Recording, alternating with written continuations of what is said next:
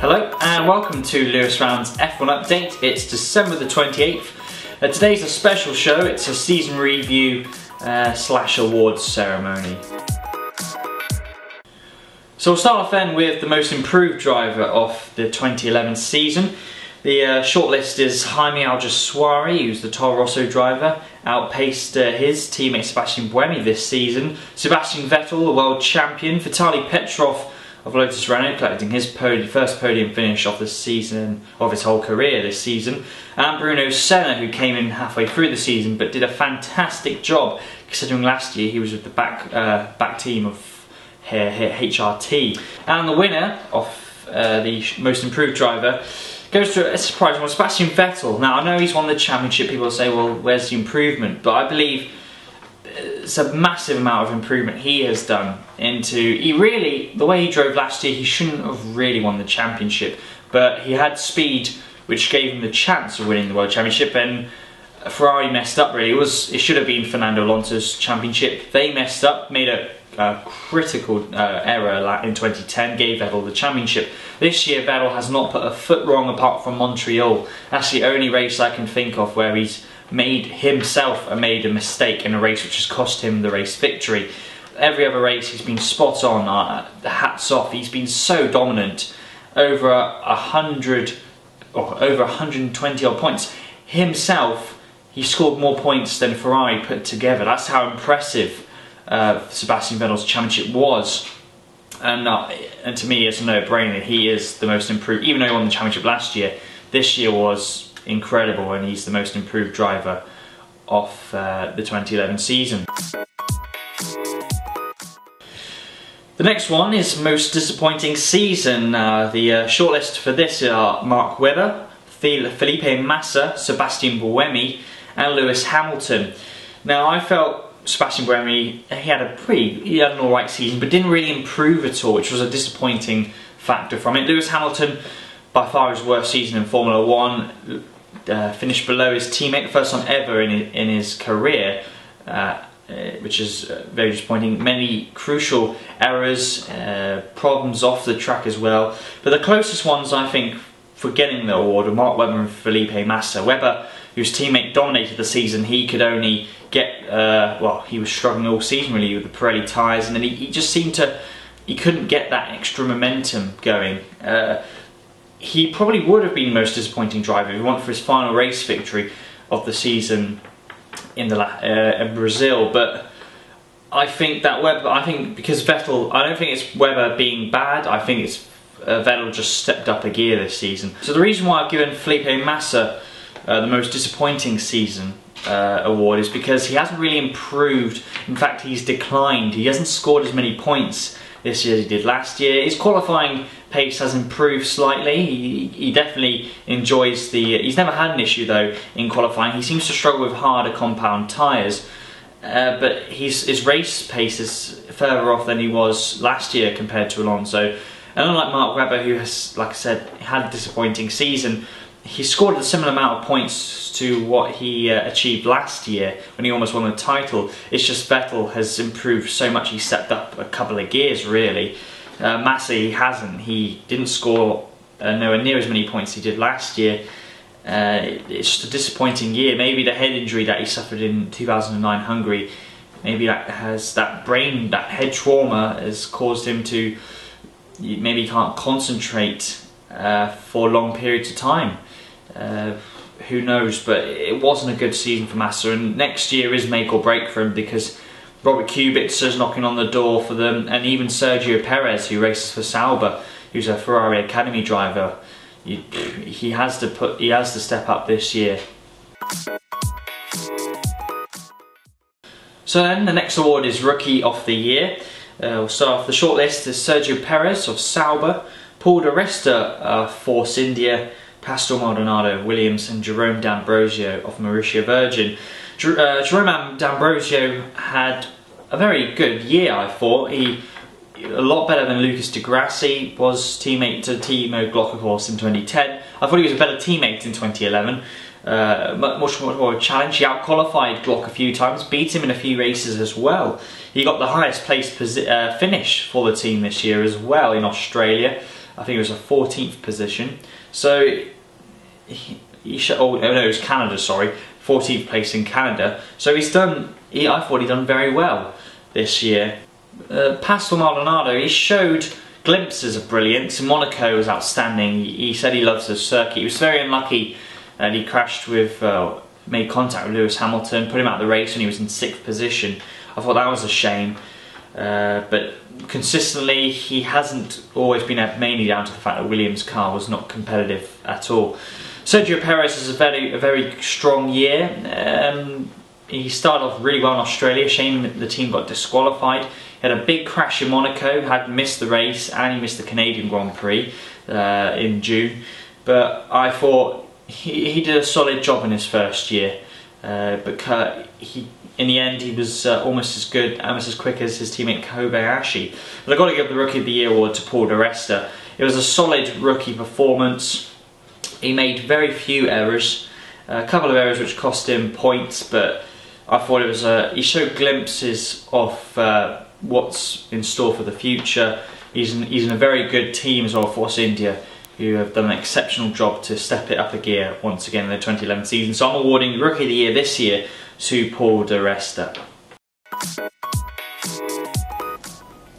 So the next award is Most Improved Team. The shortlist are Sauber, Toro Rosso, Force India and Team Lotus.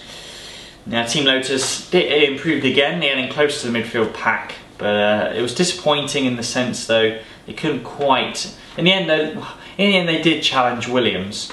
In the final couple of races they beat a Williams car, so that was a good achievement for them I suppose, but they'll be wanting a lot more next season.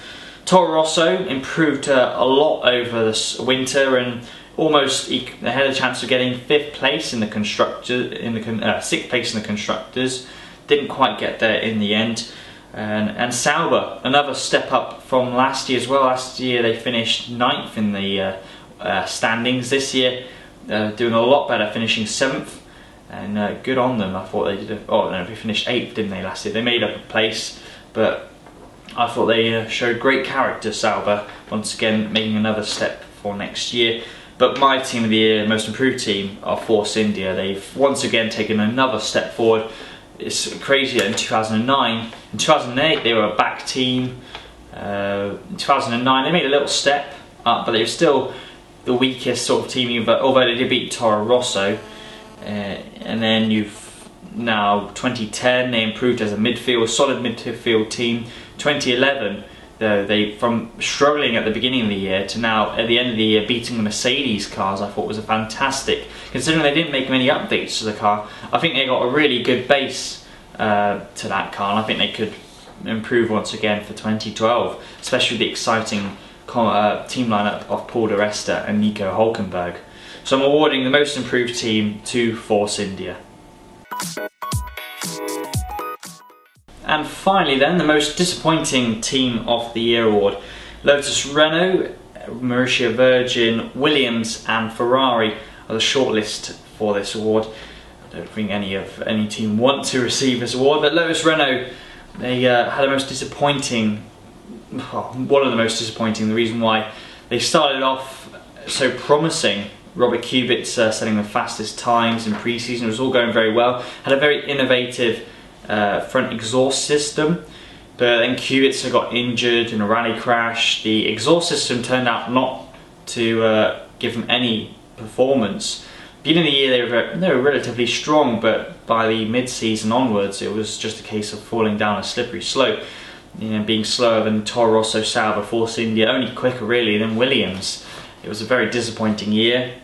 Marussia Virgin once again finishing bottom of the Constructors' Championships, not really improving at all. They've stayed in the same position. They sacked their design team, Worth Research, and they're now putting their own designer team on board, so hopefully they'll be making improvements next year, but it was just another disastrous season for the team.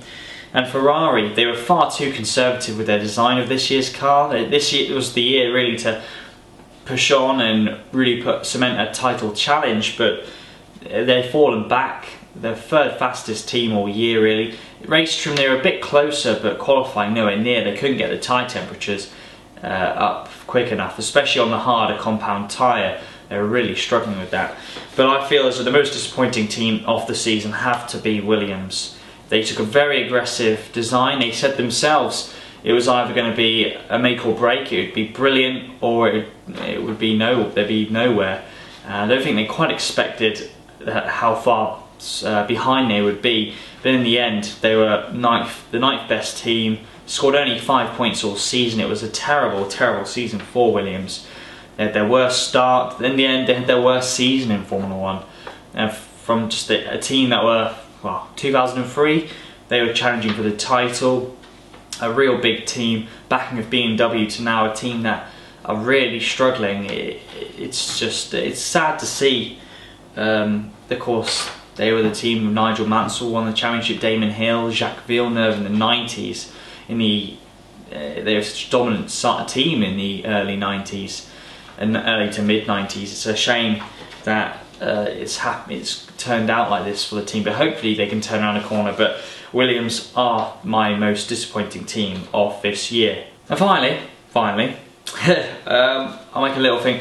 I feel as though Jenson Button should be given a special recognition for what he's achieved this year. I thought this was perhaps his even greater achievement. Not greater achievement, but he drove probably better than he did in the championship year. I mean, all season he was consistently quick.